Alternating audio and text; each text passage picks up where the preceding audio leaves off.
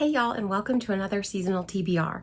I had such a good time filming my summer TBR, and while I didn't finish all of those books in the allotted 3 months, I did make some heavy progress. I'm working on progress over perfection as a personal mantra, in the spirit of continuing on with my TBR groupings and the shift of season, even though it was like 89 degrees here the other day. I am coming to you today with the first of 2 fall TBRs. That's right, I'm gonna do 2 TBRs for one season. For me, the fall season is split into 2 pretty distinct categories. There's cool, crispy, autumnal vibes, and then there's just flat out spooky season. The books on today's TBR are gonna fit into that first category of they just feel like fall.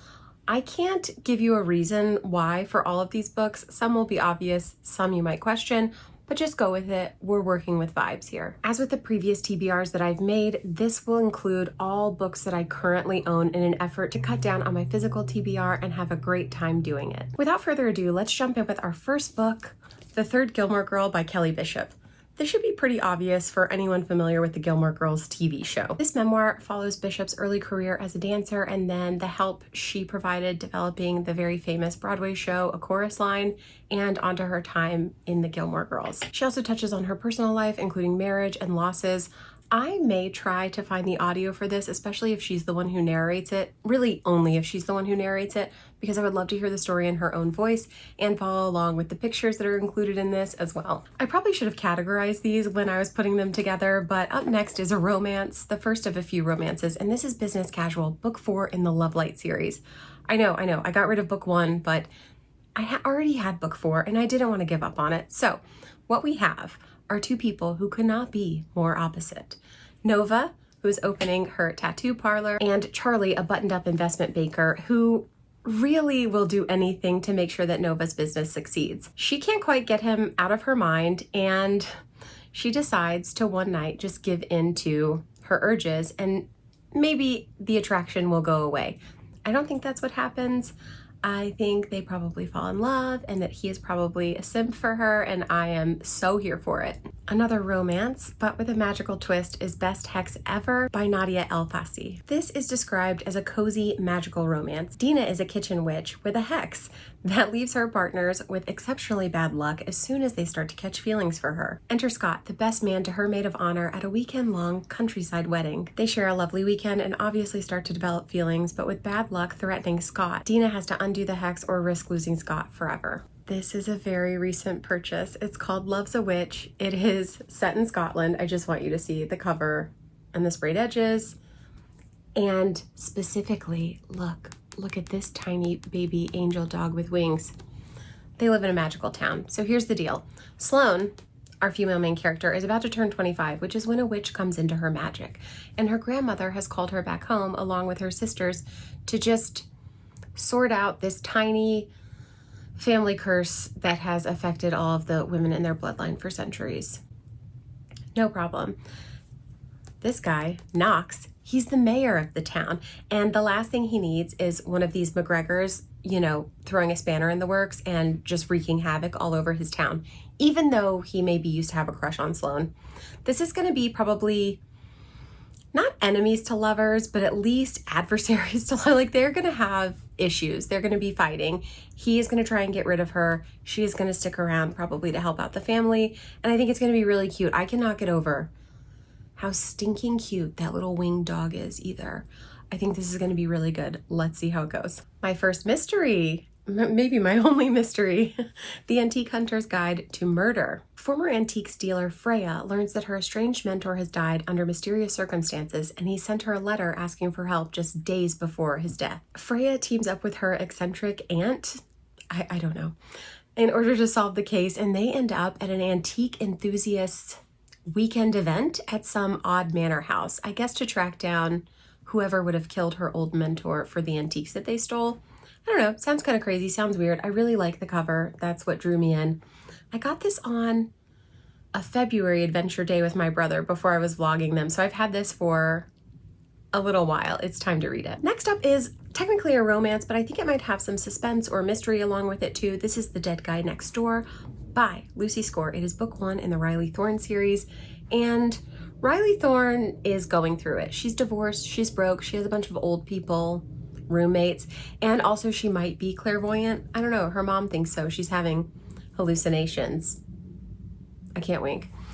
You get the picture. Enter a handsome and very grumpy PI looking for her next door neighbor who ends up murdered.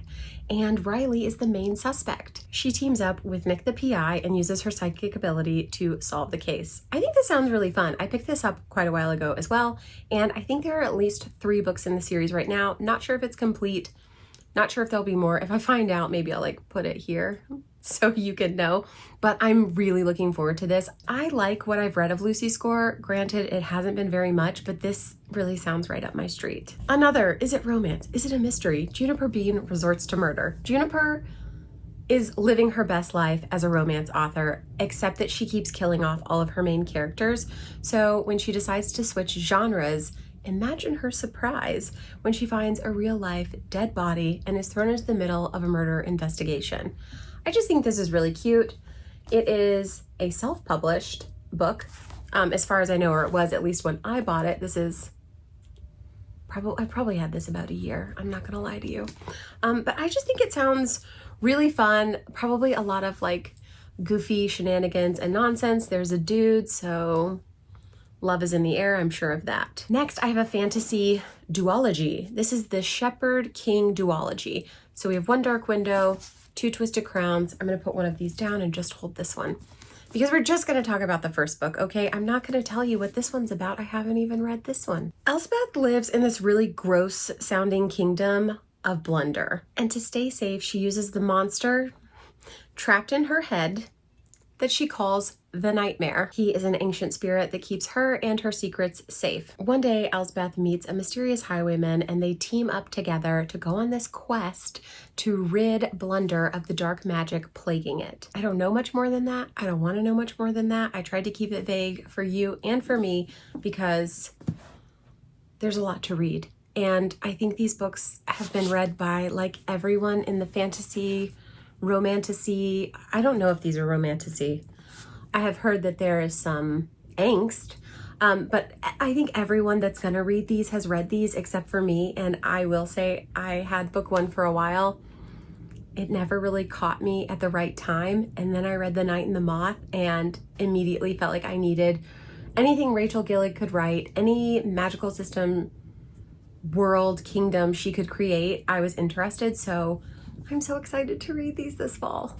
I'm not 100% on if we would put this in fantasy or fiction, but this is Piranesi by Susanna Clarke. I have also had this one for a little bit of time and the reviews are not the best, but I don't always have the best luck with reviews, so I'm trying to put that out of my head while I delve into this for the fall season. This follows titular character Piranesi, who lives in a house filled with seemingly endless labyrinths and tides and statues everywhere. He spends his days chronicling his existence in this mystical, mysterious, magical home until he starts receiving strange messages and a stranger shows up. Again, I don't really want to know much more than that. I kind of want to be surprised. I have heard talk of a twist. I've also heard people say that that's not a twist. So we'll see how I feel about it. I want to go into it with good expectations, nothing too high, but I have to say Alice did not like this, and so I'm a little scared for myself. The Deep by Alma Katsu is a very different take on the Titanic. Something seems to be haunting the ship, but before anyone can get to the bottom of the sinister paranormal happenings, the worst happens and the ship sinks, the story we all know. Annie was working as a maid on the ship at the time when it sunk, but managed to survive. Years later, she is putting her life back together and working as a nurse on the sister ship, the Britannica. She runs into a fellow survivor, but something about meeting him reawakens the sinister spirits and brings the haunting back to life. It seems like a good, light, spooky book. Last but not least is a 3-for-1, and that is the Fallen Gods series by Hannah Kanner. I'm just gonna go with book 1 for now, like we did with the Shepherd King duology. Gods are outlawed in the fallen city of Madrin, which is just fine with Kissin as she watched her entire family be murdered by a fire god years ago. Now she makes her living by killing them until she is tasked with helping a young noble girl. The girl's soul seems to be tied with a tiny god, and killing the god would kill the girl. Kissin teams up with a reluctant knight as they go on a quest to ask a favor of each of the old gods in an effort to save the girl. That is obviously just the synopsis for book 1. I'm sure a lot more happens in books 2 and 3, but I am so looking forward to finally getting to this series now that it's complete, now that I have all 3 books and can really dive in. Also, doesn't that just look like fall to you? It looks like fall to me. All right, the sun has officially set on this video, so I'm gonna wrap it up. Let me know what you think about my TBR. Let me know what you're planning to read this fall season, and if you think I got anything completely wrong. I will be back soon with my spooky season TBR. You might catch a glimpse of some of those in the bottom corner. But until then, thank you so much for watching, and I will see you next time. Happy fall!